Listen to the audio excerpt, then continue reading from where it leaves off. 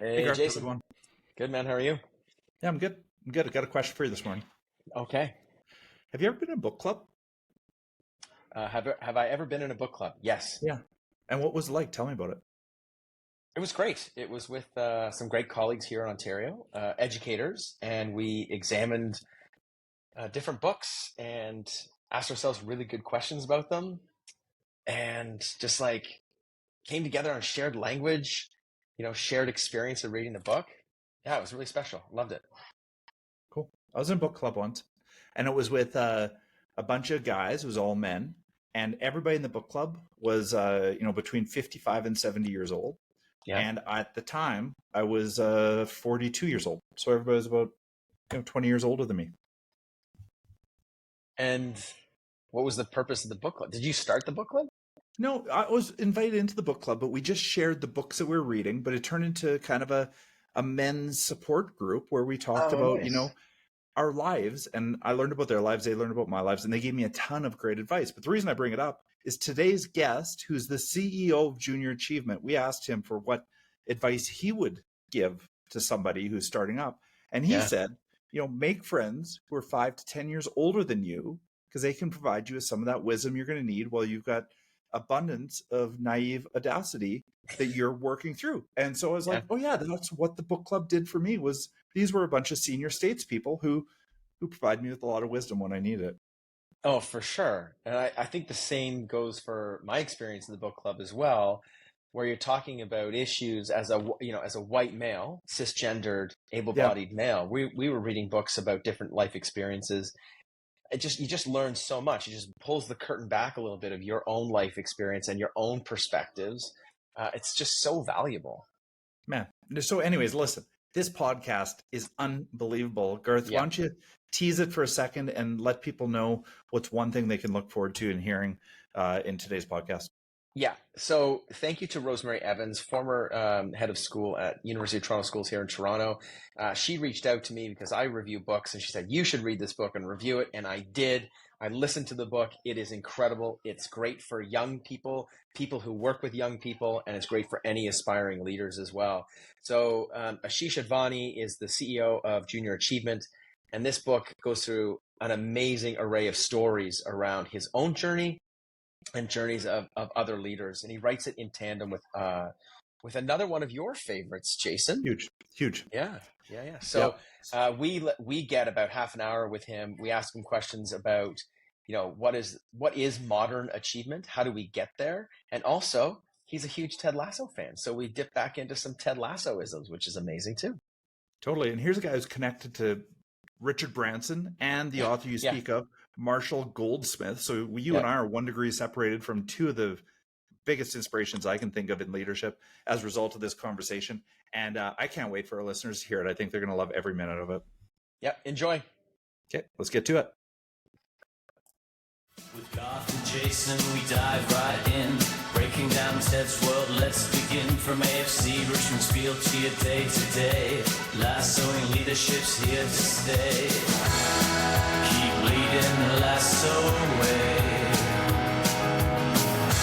Together we'll grow stronger every day. So plug in your headphones and let's start the show. With lessons from Ted, we'll learn and grow. Welcome to Lassoing Leadership. I'm one of your hosts, Jason Rogers. And I guess I'm the other, Garth Nichols. Welcome to our very special bonus episode, and one that we are convinced will not disappoint. Garth, I was so excited when you reached out and said, we've got a guest of this stature. This is really a big day for us. Today, we're joined by Asheesh Advani, who is the CEO of Junior Achievement. He's joining us from Boston today, and he is actually and in addition, he's the author of a book called Modern Achievement. We both read this book, and we're really impressed with the rich leadership advice, lessons, and stories within. Totally. And there's another special connection here because, well, we found out a little bit about Ashish, but some special connections here. Some of you listeners may know, both Jason and I teach in independent schools in Canada. And Ashish is actually a graduate from the University of Toronto Schools in Toronto. I just found out he also attended a prom at my own school, which is amazing. And both Jason and I know Rosemary Evans, former head of school at UTS. And it was Rosemary that first put me onto this book. And for that, I am so thankful. And Garth, we were talking beforehand. You shared a little bit about what you enjoyed about the book. Why don't you tell our listeners a thing or two just to kind of hype the book before we get right into this podcast? Yeah, I mean, there's lots of that we've already talked about in terms of what leadership is. And this one is focusing on storytelling. The storytelling in this book is amazing. From Ashish's own story to the stories that he weaves in and out. I actually listened to the book on Audible, and it was amazing because you hear different voices, and he also integrates the stories of students from junior achievement talking about what modern achievement is and the stories of what modern leadership is and career trajectories too. So for me, it was the storytelling. What about you, Jason? I'm a longtime lover of Marshall Goldsmith, and that's a fact. And so I think anytime he's evoked, I think that's a huge hit. And I do think the opportunity to hear about student stories of success, also framed with the author's worldview, is super helpful. So I know people are going to enjoy this. Yeah, and Ashish and Marshall are good friends and colleagues, mentor-mentee kind of relationship. And so Marshall comes into the story in his own words, if you're listening to an Audible too, and just sort of elaborates more on each of the leadership nuggets of gold. So the combination of storytelling, experience, lessons, and it's just wisdom, Jason. This book is full of wisdom. So it's bringing us a new way to think about leadership and the journey to get there.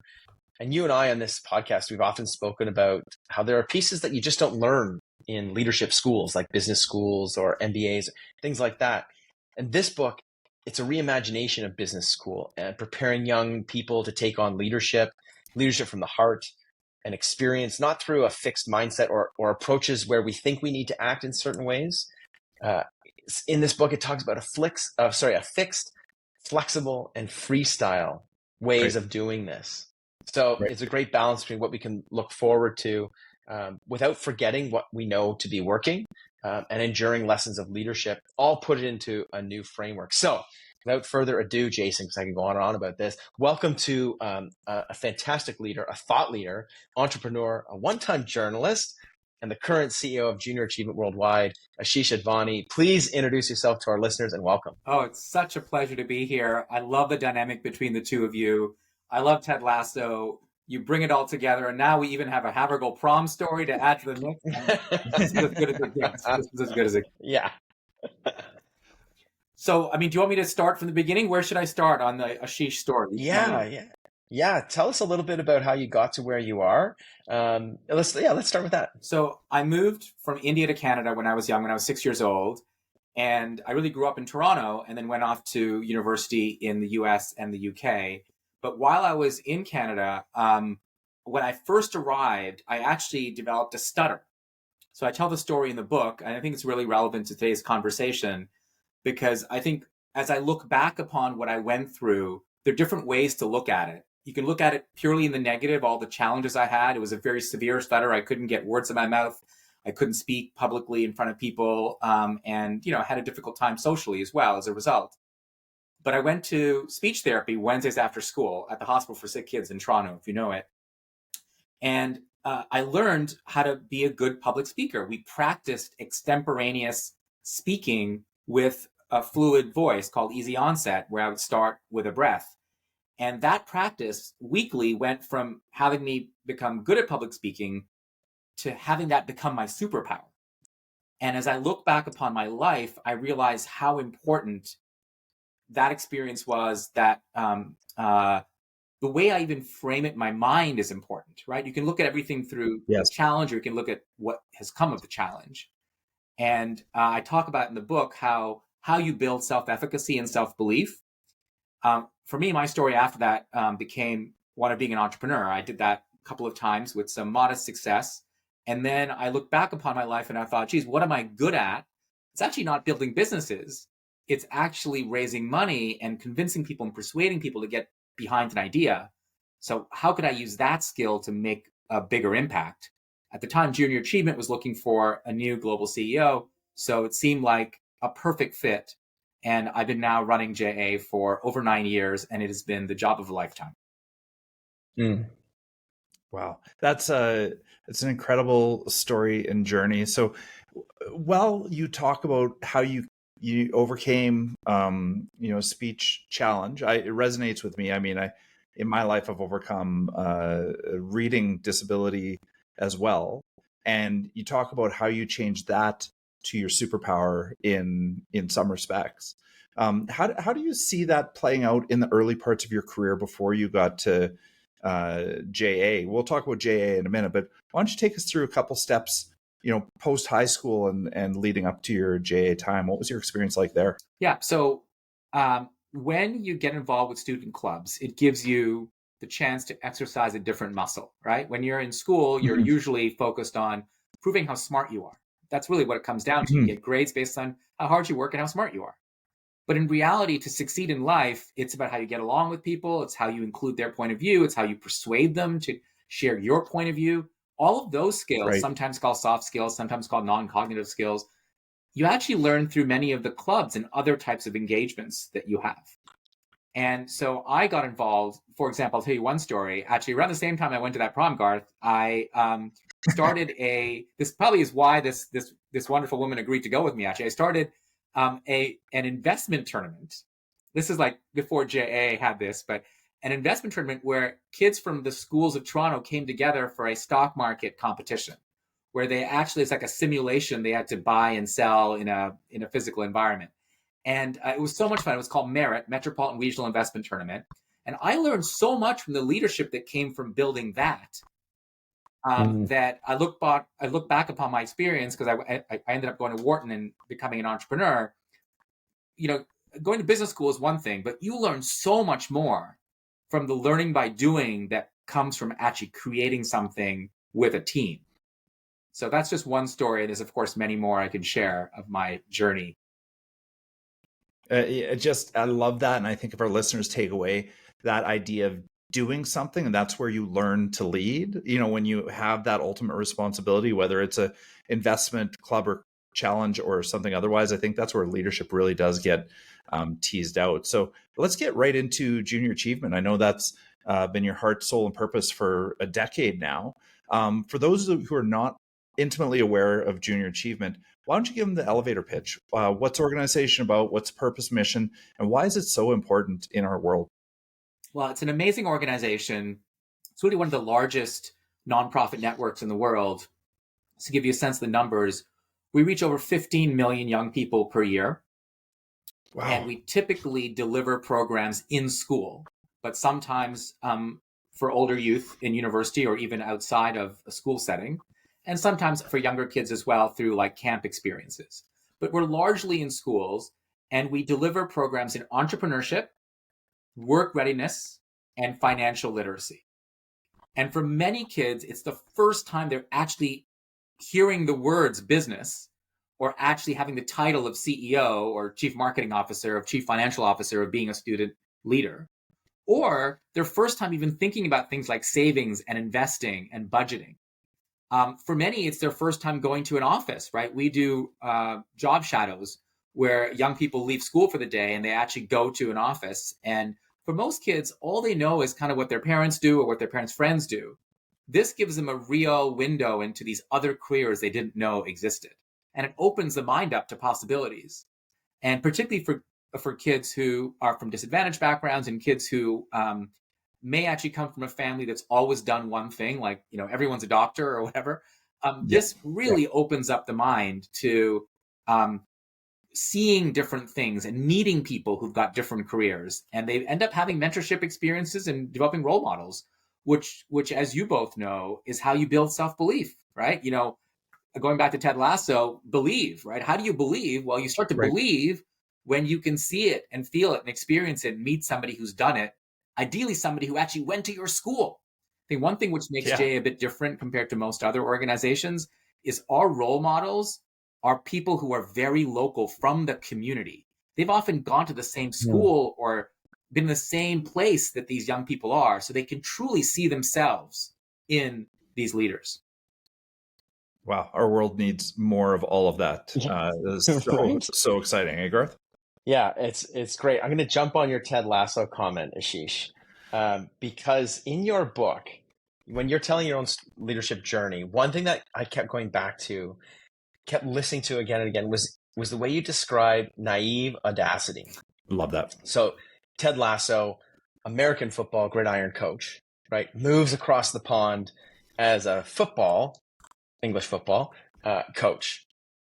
He thinks he can do it. He questions himself a lot, but he thinks he can do it. In your book, you describe your experience of naive audacity as this. You say, I believed that I could bring an innovative lens to the organization or industry. At times, I would even call my inexperience an advantage that heightened my optimism for what could be achieved. And I call this approach naive audacity. So I see a similarity there with Ted, right? Because he's like, if I know what I can do well, right? I know what I can bring. You can be audacious when you're inexperienced and clueless, and you can also be bold. Can you just tell us a little bit more about naive audacity in your leadership journey? I'd love to. Garth, I mean, it's a giant compliment to even put me in the same sentence as Ted Lasso. So let me just start with that. But, I started a company in my 20s, and I knew nothing about credit reporting or, frankly, the internet even. I mean, I knew as much as the next guy about the internet and or banking. And I approached the business as, well, okay, what do customers actually want? So for example, we built a business where you could get a mortgage and you could miss payments if you lost your job or you had a difficult time. I mean, that's what people want, right? They want to be able to, they're not going to default on their loan if they miss one payment or two payments or even three payments because they're between jobs. But most banks make that impossible. And the reason most banks make it impossible is banks take all these loans that they give to people and they package them up and they sell them to somebody else. So therefore, the rules can't be broken. If you miss the payments, you default on the loan and bad things happen. In our case, the business was called Circle Lending, and you borrowed money off friends and family. And a lot of people buy their first house by borrowing off their parents. So we allowed them on the intra-family mortgages to miss payments as long as the lender was okay. So if, particularly because they went through some difficult times, you can imagine recessions and things, because the business was around a time when, not all things were good in America. And so people lost jobs. And we were one of the few organizations that allowed people to keep their houses and not foreclosed. That's just a simple example of when you approach a problem with inexperience, you can actually be innovative and develop a really creative solution. And then now at JA, I had this job and I've never run a nonprofit before.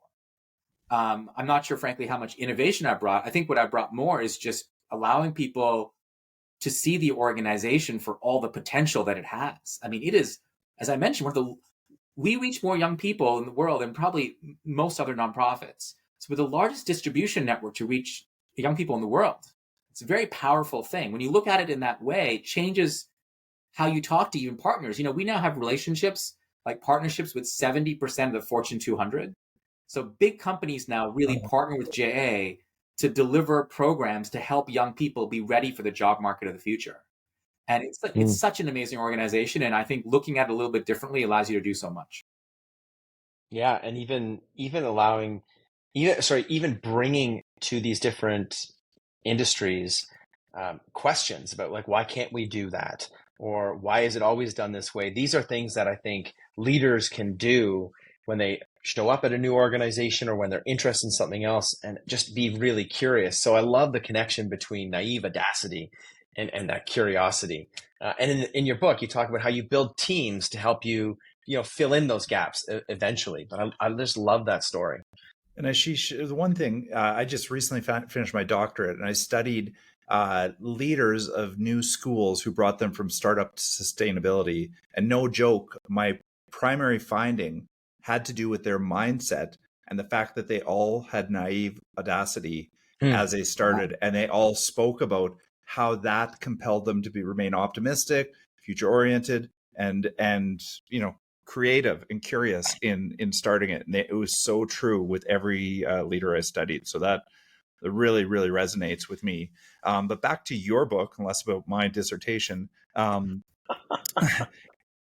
It's nonlinear, but it's set with fixed, flexible, and freestyle when we're talking about leadership. Can you tell us about these three approaches and how they can help leaders and aspire leaders in their journey? Sure, it's actually a fun story. So fixed, flexible, freestyle. It's very catchy.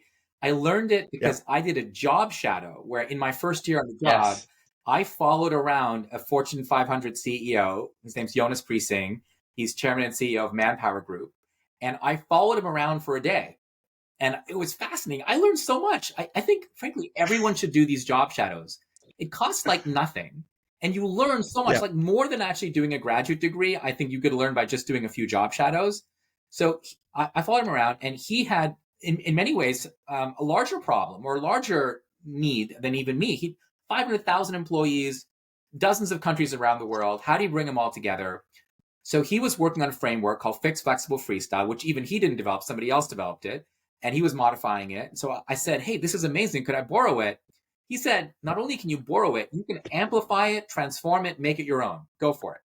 So, cool. We took it and we've really adapted it for our needs at JA, where fixed means global typically, which means it sort of doesn't change very often. Flexible means it changes based on time and place. So stuff that's true in Africa might not be true in Europe. And freestyle are things that are locally developed, but also unique to the individual strengths and requirements and needs on the ground, which from a geography standpoint is based on obviously different communities we work in. But in the book, it's applied to not just organizations, but individuals. So in a world that's changing this quickly, we as an organization have to be very resilient. But young people who are graduating are going to have, on average, 20 jobs and 7 careers, at least. That means you're going to have to be able to change and pivot and learn new things. So the lessons even in the book can't be something that is true for everyone. So we have this framework, which is fixed, flexible, freestyle, where some of the lessons are based on the classics, like they just don't change, right? Some lessons are changing based on the stage of career you're at, where you live. And many things are freestyle, which means it's based on your unique strengths. And I actually got some great lessons from young people. I can tell you about a couple if you're interested, where I learned from them and put it in the freestyle section because it was gold. Yeah. And in your book, you talk about how a really strong mentorship relationship works both ways, like constantly learning from each other. And as you say, the youth of today are experiencing more and will experiencing like a different sort of engagement with their career than we typically do, like to have 7 different careers. And so we can learn a lot more that then informs our approach too. And I love the way that, as Jason said earlier, the book is nonlinear. You can dip into these in any way. You don't have to read it front to back. You can dip into what are the freestyle leadership lessons, and they're brought to life too through these students. So I think that's great. Let me ask you a quick question about Ted Lasso, if I could, because he exhibits a lot of this stuff too, right? He's got some foundational pieces that are, as you say, global. They generally don't change in terms of how to lead a team. And then there's some things that are context dependent. And then there are times where he leans into his own ability to quote unquote freestyle. So true. Can you give us a sense of, like, if you were to give like a grade or an assessment of how Ted Lasso did with his team, what are some moments, or what are some ways that he really excelled, and what are some ways where he can improve? Oh, wow. That's a powerful question. So I think because he shows vulnerability, I think his team starts to feel open to share with each other things that otherwise they would never do. Right? So you've got people like Roy Kent, right? I'm hearkening back to every episode now. Like Roy Kent opens up, probably the least vulnerable person you could ever imagine in season 1. Oh, you see his whole story arc, which is him just becoming more and more real with himself and with other people. And that's when you get the best out of somebody, right? In season 1, he's so frustrated. And by the end, he's like an amazing assistant coach helping the team with great insights. So I think that's one example of, I think, what Ted did really well. In terms of what maybe Ted didn't do well, listen, at the end of the day, it's about winning. And Ted made it clear. He made it clear. This could be doing well and not doing well. He made it clear the goal is not to win, right? That was one of his precepts in season 1. But at the end, he clearly, I mean, it's a happy ending to this wonderful show, but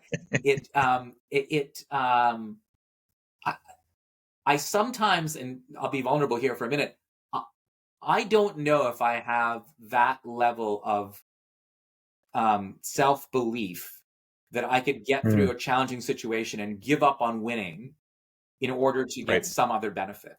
I honestly don't know. My instinct is I probably wouldn't, but I haven't kind of been in that role at the moment. And I think most leaders really struggle with that because they're so used to making promises to either a board or third parties, to their boss or their family or whomever their social network is. And when they can't deliver on the promise, that's when I think things are really tested. That right there, I think, is a cup of truth. I think that really does, speak to kind of the, I don't know, like the how kind of whitewash leadership as being as simple as focusing on the people, not the results. But we all know there is a push and pull. There's a tug there. And I think we have to be realistic in our approach to leadership, knowing that there's those pressures, because it's not all roses when you're sitting in the CEO seat. I can tell you that much firsthand. And we talked earlier about building networks and building teams, and I think there's an art and science to it. I don't think it's as simple as reaching out to everybody and building a network. And there's the Dime Dogs and Ted Lasso, and obviously there's a range of skills and talents in the Dime Dogs, somewhat by happenstance, circumstance, but I think they all play a role. But I want to pass it back to you, Ashish, and just ask, who are the people you turn to for advice, and what makes that group special? Because I would believe it's probably curated, and I think you probably do it for a reason. So super curious to hear about your network. Well, who are my Diamond Dogs? My goodness, you guys ask super tough questions. So I think I have 2 sets of Diamond Dogs. I'll call them Diamond Dogs and Diamond Cats for the purpose of this metaphor going all the way. Perfect. So at work, we actually, believe it or not, we have a daily meeting. Okay, we had it during COVID. Every day at 9 a.m., the same group of people come together and support each other. It's now 3 times a week, not every day. But I would clearly say this group, and you're right, very curated. I'll even name them: Caroline, Terry, Aaron, and Adnan and Leo. No, and I heard 5 new listeners to the show. There you go. So thank you for that. Make sure you tag them on social media. I will, yeah. They're the people I go to every morning with all of the issues, and we try our best to build trust and build a kind of rapport that would allow us to open up. And then I have my friend Diamond Dogs too, who I don't go to daily. I go to for fun stuff, and we definitely are tight with each other. And these are people I've grown up with, actually ones who may have gone to some of the same formals and proms in Toronto. Yeah, the power of having different people to go to for different needs, I think, is really important. And this is reminding me of, Jason, is that we had Julie Cass on talking about positivity, right? And one of the things that she was talking about was that notion of if you can be vulnerable, right? If you can lead from the heart, you will open up your teams to much, much more than traditional ways of leading. And it goes back to how we have to modify our approach. And also, I think we had this leadership challenge not too long ago where we asked listeners to sort of examine some fixed notions of leadership that enable you, or that maybe challenge you, or that are holding you back. And I think that's really important, because in this book, Ashish, you examine some of these things and what leaders sort of need to let go of. And we see that through my favorite character on the show, which was Rebecca. You see her dissolve those sort of dogmas of leadership and how to treat people and how to interact with people. And I think that's really significant. So Ashish, we're going to wrap up soon, but we have many aspiring leaders who listen to this podcast. Other than my advice, which is listen to this book or read this book, can you give them one story or one piece of advice for those who are aspiring to leadership? Sure. I've got one. In fact, that was the one I was going to mention earlier in the freestyle section. It's an advice not from my own experience. It's from one of the young people who I interviewed for the book. And his advice is to make friends 5 to 10 years older than you. Nice and simple and concrete, okay? And if you're going to have 20 jobs and 7 careers, you're going to have this much change in your life, you need to have these role models, these mentors, and people who can actually help you network your way into your next opportunity. He tells a story of how this helped him in his life. And I realized it's something that I underappreciated in my own life, how important those relationships have been until it was this explicit. And I think of my own kids. I've got twin boys who are 19, and I haven't given them this advice. Like, all of their friends are the ones who are their peers, like most people. But it's so important to be intentional about building these friendships of people 5 to 10 years older than you. I love it. I love it. Hey, who's your favorite character in Ted Lasso? Well, the easy answer is Ted, and that's the truth. So I got to start with the truth. I know that's an unsatisfying answer because everybody wants a counterintuitive other best character. I guess my second choice would be Roy Kent, because of the fact that he just had this amazing journey of self-discovery. And I just love how he's like so great with young kids, and how he can be himself with them in a way that he maybe can't be himself with some of the adults. I see some truth in that for myself, actually. Well, Ashish, I think we are kindred spirits. You just reflected my answers back in season 1 of this to a T.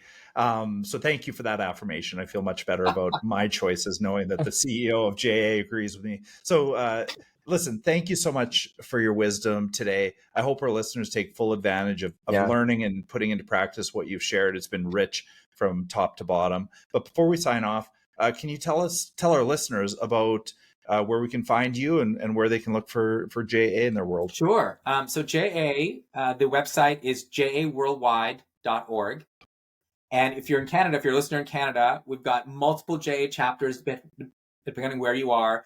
JA Canada is an extremely great organization, one of the best performing JAs in the whole global ecosystem.